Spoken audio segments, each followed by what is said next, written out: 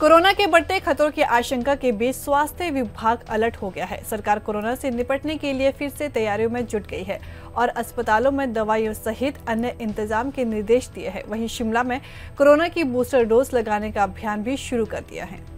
शिमला शहर के डीडीयू अस्पताल में शुक्रवार से बूस्टर डोज लगना शुरू हो गया है और 6 दिन तक यहां लोग बूस्टर डोज लगवा सकते हैं।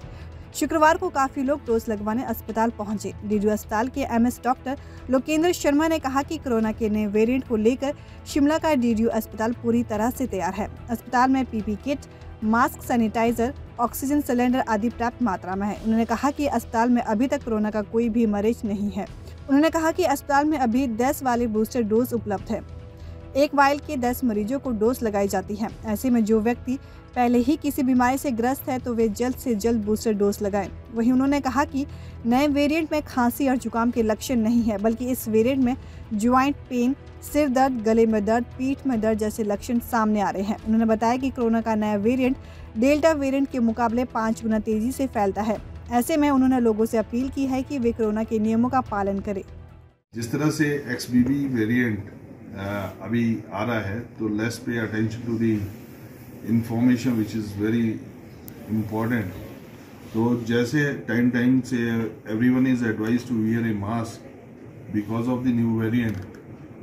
जो कोविड ओमिक्रॉन XBB है, ये कंपैरेटिवली थोड़ा विरुलेंट है पहले वाले उससे।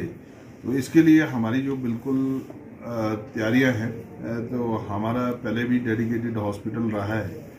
तो इस समय भी हमारे पास जैसे पीपी किट है, N95 मास्क है, सर्जिकल मास्क है, ऑक्सीजन कंसंट्रेटर है, या बिल्कुल B type cylinder, D type cylinder, वो मतलब पर्याप्त मात्रा में है।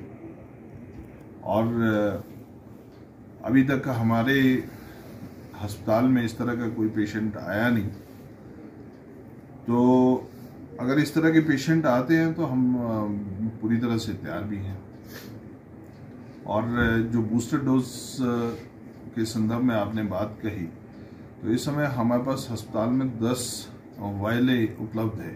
तो एक वायल में 10 पेशेंट के लिए बूस्टर डोज हैं। तो इसमें हम ये चाहेंगे कि जो कोमॉर्बिड पेशेंट है, जिनको डायबिटीज़ है या एज ज़्यादा है या जो वल्नरेबल टू डिजीज़ है, तो उनको हम बूस्टर डोज निश्चित तौर पर देंगे। सिम्टम की बात की तो जो न्यू वायरस आया है, इसमें ये देखा गया है कि there is no cough, there is no fever. इसमें फीवर नहीं है, कफ नहीं है, बल्कि इसमें जॉइंट पेन है और बहुत ज़्यादा जॉइंट पेन से पेशेंट प्रेजेंट करते हैं। और कई बार सिर में दर्द से आदमी बताता है कि मुझे असहनीय दर्द हो रहा है, और नेक में पेन आती है, कई बार अपर बैक पेन, इस तरह के सिम्टम देखने में ज़्यादा आ रहे हैं। कईयों में नमोनिया है, और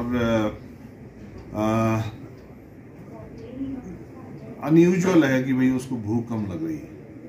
मतलब कुछ एक पेशेंट में ऐसे भी हो सकता है। तीसरी वही है कि डिस्टेंस कम से कम 1.5 मीटर्स टू 2 मीटर्स डिस्टेंस रखें, और मास्क हमेशा पहन के रखें, और बार बार अपने हाथ धोते रहें।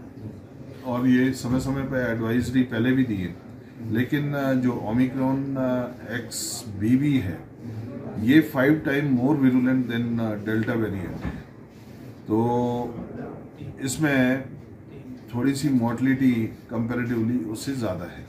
तो इसमें एहतियात बरतने की ज़रूरत है। तो ये आज आम जन को मालूम है कि एहतियात क्या बरतनी है। बस हमें थोड़ा सा सतर्क रहना है। जिस तरह से अभी सर्दियाँ हैं और हम बार बार जिस तरह से हाथ मिलाते जा रहे थे, तो इस प्रथा को भी ज़रा थोड़ा सा नमस्ते में परिवर्तित करना होगा, तो मेरे ख्याल से बेहतर रहेगा।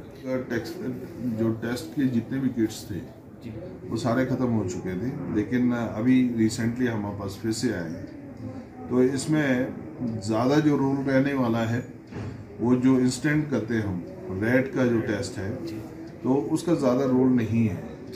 तो इसके लिए तो प्रॉपरली वही प्रिकॉशन लेना पड़ेगा जो हम पहले करते हैं। जितने पेशेंट हमारे पास दाखिल होंगे और जिनका ऑपरेशन है, कोई सर्जिकल प्रोसीजर होना है, तो सर्जिकल प्रोसीजर से पहले हम RT-PCR करते हैं, ये प्रोटोकॉल में ही पहले से।